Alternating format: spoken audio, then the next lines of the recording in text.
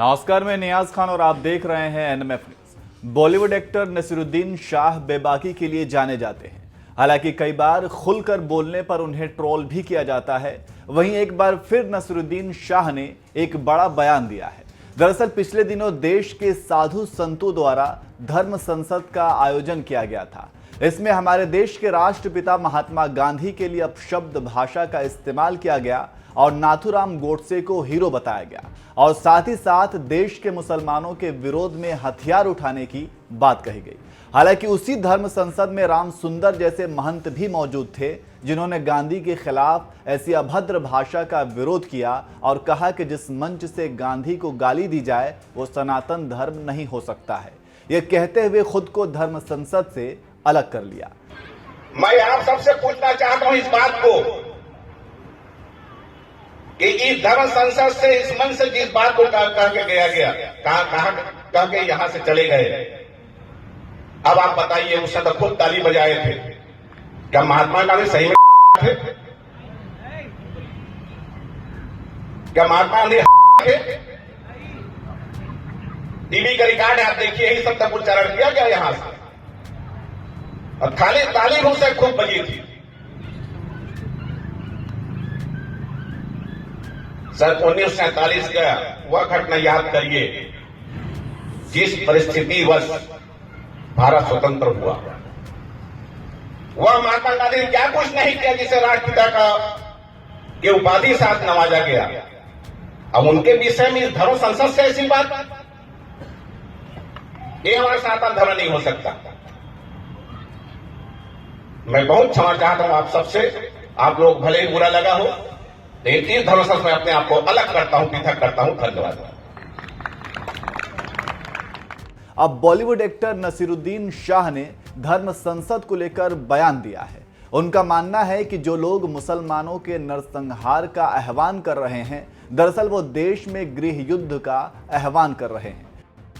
समाचार पोर्टल दी वायर को दिए इंटरव्यू में शाह ने सीनियर जर्नलिस्ट करण थापर से बातचीत में कहा कि जो कुछ हो रहा है उसे देखकर हैरानी हो रही है। शायद उन्हें यह भी नहीं पता कि वह किस बारे में बात कर रहे हैं, वह किसका आह्वान कर रहे हैं। ये एक तरह से गृह युद्ध जैसा होगा। 20 करोड़ की आबादी को आप इस तरह से खत्म करने की बात नहीं कर सकते हैं। हमारी पीढ़ियां यहीं रही हैं और यहीं मरी। जो लोग इस तरह की भड़काऊ बयान दे रहे हैं, शायद उन्हें अंदाजा नहीं कि वह किस बारे में बात कर रहे हैं। मुझे यकीन है कि अगर इसके प्रतिशोध में कोई आंदोलन शुरू होता है तो भारी नुकसान हो सकता है। धर्म संसद के खिलाफ कोई कार्रवाई नहीं होने पर उन्होंने कहा कि मैं एक्साइटेड था ये जानने के लिए कि इन लोगों के साथ क्या होगा। सच्चाई ये है कि कुछ नहीं हुआ। मुझे इस बात से बिल्कुल भी हैरानी नहीं है, क्योंकि उस आदमी के खिलाफ भी कोई एक्शन नहीं लिया गया जिसके बेटे ने किसानों को रौंद डाला था। आपको बताते चले कि पिछले दिनों धर्म संसद को लेकर सुप्रीम कोर्ट के कई वकीलों ने सीजेआई को चिट्ठी लिखकर नफरत भरे भाषणों पर स्वतः संज्ञान लेने की अपील की थी।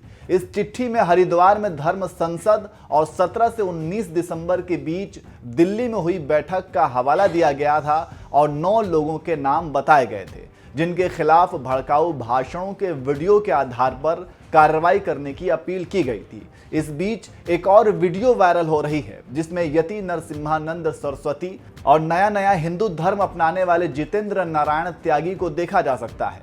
इस वीडियो में एक पुलिस अधिकारी से यति नरसिम्हानंद को यह कहते हुए सुना जा सकता है कि यह हमारा लड़का है, हमारे तरफ ही होगा। फिर वहां मौजूद सभी लोग हंसते हैं।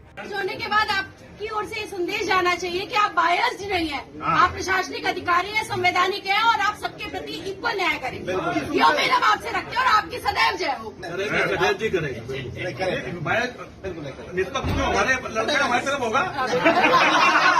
हालांकि किस जांच की वीडियो में बात की जा रही है इसकी जानकारी हमारे पास नहीं है, लेकिन यति नरसिम्हानंद को ये बोलने से पहले सोचना चाहिए कि कानून व्यवस्था किसी वर्ग विशेष या समुदाय का नहीं होता जो उनके तरफ होगा और ऐसी भाषा से समाज में गलत मैसेज जाता है। इस पूरी खबर पर और इस वीडियो पर आप क्या कहेंगे, कमेंट करके आप जरूर बताएं।